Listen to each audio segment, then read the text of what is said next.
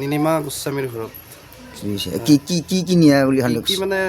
আমি দেখা মতে মানে আলমাৰীৰ পৰা সোণৰ চেন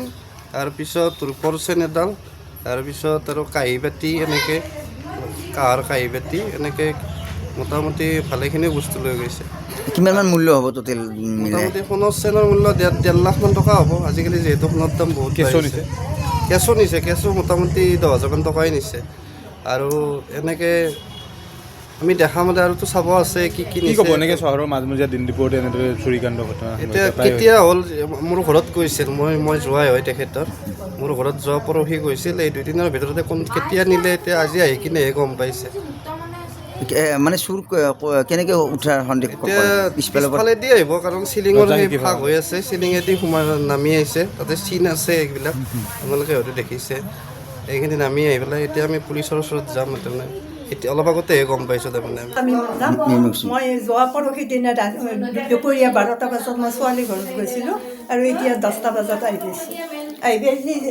বাহিৰৰ পৰা গ্ৰিল এইবিলাক তালাবিলাক খুলি আহোঁ এইপিনে সোমাই আহোঁ চালজি গডৰেজ খোলা এই বস্তুবিলাক সিঁচৰিত হৈ আছে মানে ইয়াতে পইচা পাতি আছিল পইচা পাতিবিলাক হেৰি কৰিছে নেচে সোণাৰ চেন ৰূপাৰ চেন আৰু সৰু সৰু এই ফুলি চুলি এনেকুৱা আছিল আৰু টকা 10,000 মান আছিল সেই টকা কিমানমান টকা 10,000 মান আছিল বেছি আপোনাৰ নামটো নীলিমা গোস্বামী এই জাগাখিনিৰ নাম কি এই জাগাখিনিৰ নাম কি জাগাখিনি টেৰেছে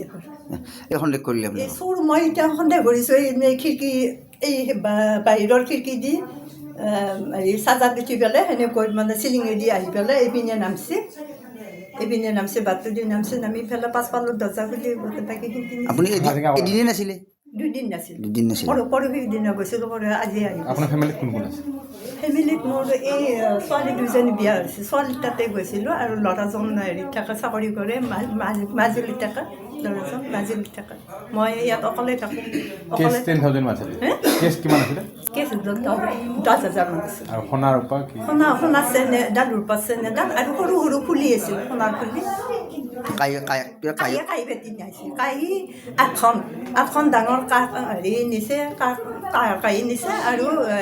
হেৰি নিছে বাতি সেই নিছে এইবিলাক